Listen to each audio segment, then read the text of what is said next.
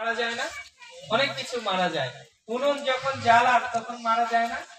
যখন ঘোড়ায় জল ভরেন তখন মারা যায় না? যখন উঠান সংমার্জনী মানে ঝাড়ু দেন তখন মারা যায় না?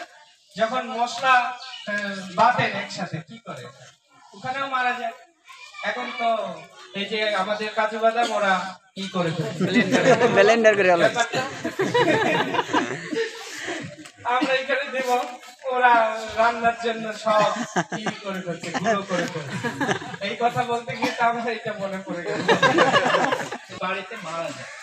তো সেইগুলোর জন্য বাৎসরিক একটা হোম যজ্ঞ অনুষ্ঠান বুঝা গেল।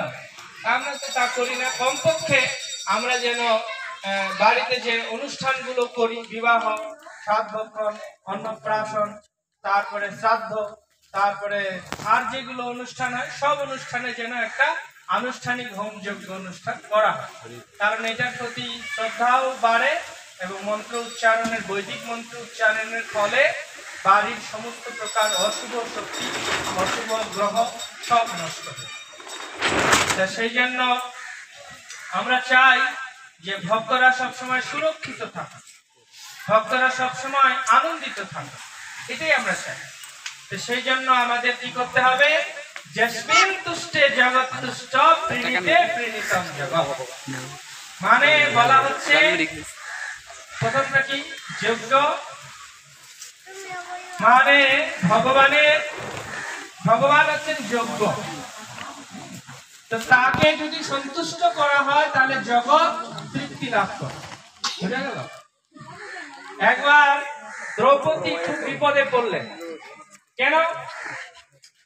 দুর্বাসা ঋষি হাজার হাজার শিষ্য নিয়ে এসেছেন তার বাড়িতে অন্ন গ্রহণ করবে। এখন ঘরে কোন প্রকার অন্ন নেই। দ্রৌপদীর একটা অক্ষয় পাত্র ছিল, যে পাত্রের অন্ন কখনো শেষ হতো না। নিয়ম ছিল দ্রৌপদী ভক্ষণ করার আগে ওই পাত্র থেকে যতজনকে সার্ভিস করবে, পরিবেশন করবে, ওই অন্ন কোনোদিন শেষ হবে না। কিন্তু যদি দ্রৌপদী একবার খেয়ে ফেলে তাহলে আর ওই পাত্র থেকে ওনার লাস্ট ভোজন হয়ে যাবে, আর ওই দিন কেউ ওই পাত্র থেকে খেতে পারবে। আবার পরের দিন এখন দুর্বাসা ঋষি ঘরের দুয়ারে এসে উপস্থিত, হাজার হাজার শিষ্য নিয়ে এসছে। যুধিষ্ঠির মহারাজ, আজকে আমি তোমার গৃহে অন্ন ভিক্ষা করব, তোমার গৃহে অন্ন আমি আজকে ভোজন করব, ব্রাহ্মণ আমাকে সেবা দিতে হবে। যুধিষ্ঠির মহারাজ তো মাথা চমকাচ্ছে, কি করবে? দ্রৌপদী কিছু আছে ঘরে? না না, আমি তো খেয়ে ফেলেছি, আর কিচ্ছু নেই। সর্বনাশ, কি হবে? এক্ষুনি যদি দুর্বাসা ঋষিকে বলি যে না আজকে আমাদের বাড়িতে খাবার নাই, সাথে সাথে অভিশাপ দিয়ে আমাদেরকে ভস্মীভূত করে দিবে। তো খুব রাগী লোক। এখন যদি আমি বলি যে নাই তাহলে তো হবে না, ততক্ষণে বুদ্ধি করা যাবে। তো একটা কাজ করি, বললো কি, ঋষিবার আপনি ওই যমুনায় স্নান করে আসুন, ততক্ষণে আপনার আমি আয়োজন করছি, সেবার বন্দোবস্ত করছি। তো যমুনায় স্নান করতে গেছে ঋষিবর। এখন এইদিকে দুর্বাসা ঋষি তো স্নান করছে আনন্দে যে হ্যাঁ আমরা এখন যুধিষ্ঠির মহারাজের অন্ন গ্রহণ করব। আর এইদিকে দ্রৌপদী আর আমাদের যুধিষ্ঠির মহারাজ পড়েছেন মহা বিপদে। ঘরে একটা কিচ্ছু নেই, দুধের দানা পর্যন্ত নেই, আর এতগুলো ঋষিকে কি করে খাওয়াবে? ফিরে এসে দুর্বাসা ঋষি এই বোধহয় অভিশাপ দিল, আর এই বোধহয় সব অংশে তাদের বিনাশ হয়ে গেল। এইসব চিন্তা দ্রৌপদী তখন বলছে, হে ভগবান, যখনই আমি বিপদে পড়ি তুমি ছাড়া তো আর আমার কেউ নেই। বিপদ ভঞ্জন মধুসূদন, এবার তুমি আমাকে রক্ষা করো। যে মাত্র দ্রৌপদী প্রার্থনা করছে, ভগবান ওই সময় দ্বারকার মধ্যে উনি রুক্মিণী দেবীর পাদ সম্বাহন নিচ্ছিলেন, আর সত্যভামার সাথে তাম্বুর চর্বণ করতে করতে উনি গল্প করছিলেন। তাই এখন হঠাৎ করে দ্রৌপদী স্মরণ করছেন, উনি মনের গতিতে ওখান থেকে চলে এসছেন সেই অরণ্য মধ্যে। হন্তদন্ত হয়ে দ্রৌপদীর ঘরে ঢুকছেন আর বলছেন, দ্রৌপদী দ্রৌপদী, আমার খুব ক্ষুধা পেয়েছে, আমাকে একটু কিছু খেতে দেবে? বলে, তুমি তো আরেক বিপদ, এক বিপদকে আমরা ওই যমুনা স্নানে পাঠিয়েছি, খাবার নেই বলে তো তোমাকে ডাকা ডাকছি, আবার তুমি এসে আবার খাবার চাচ্ছ, এটা কি কথা?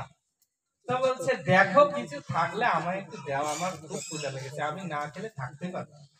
বলে কিচ্ছু নেই, বল দেখো যদি এটা খুদের কণাও থাকে তাও আমাকে দাও, দিতে হবে এক কণা হলেও, কিচ্ছু নাই, কিন্তু ভক্তি অর্পণ করতে শ্রদ্ধা লাগবে, না হলে কৃষ্ণের কৃপা পাওয়া যাবে।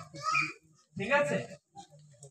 তো এইবার ভগবান দ্রৌপদী ঘরে ঢুকে দেখছেন একটা পাতিলে একটা অন্ন লেগে আছে, অন্নের অর্ধেক লেগে আছে। ওই অর্ধেক অন্ন কলার পাতায় করে এনে গোবিন্দকে দিয়ে বলছে, এই গোবিন্দ এইটুকু আছে, এটা যদি তুমি নেও তো নেও। গোবিন্দ ওই খুদটা নিয়ে মুখে দিয়ে বললেন, এই অন্নে বিশ্ব আত্মা তৃপ্ত। বিশ্ব আত্মা কে? উনি নিজে বিশ্ব আত্মা। বলছে এই অন্নে বিশ্ব আত্মা তৃপ্ত হোক। এই বলে অন্নটা যেই মুখে দিলেন, আর ওইদিকে ঢেকুর উঠা শুরু হয়েছে। যারা যমুনায় স্নান করছিলেন, এমন ঢেকুর উঠছে যেন সত্য কেবল মিষ্টান্ন ভোজন করেছে। হ্যাঁ, কি ব্যাপার, আমার পেট হঠাৎ করে ভরে গেল। হ্যাঁ, ওর দিকে তাকাচ্ছে, কি ব্যাপার, তোমার কি খবর? বলে আমারও একই অবস্থা, একদম গলা পর্যন্ত, আর কিছু খেতে পারবো না। তো কি? হ্যাঁ, আমারও একই অবস্থা, কোনো কোনো জায়গা নেই পেটে। বলে তাহলে এখন যে কি বলে যুধিষ্ঠির মহারাজকে যে কথা দিয়েছি ওখানে যেতে হবে, গিয়ে যদি আমরা না খাই আর তার যদি অন্ন সকল নষ্ট হয়, তাহলে যুধিষ্ঠির আমাদেরকে যদি অভিশাপ দেয়, তাহলে আমরা গেলাম।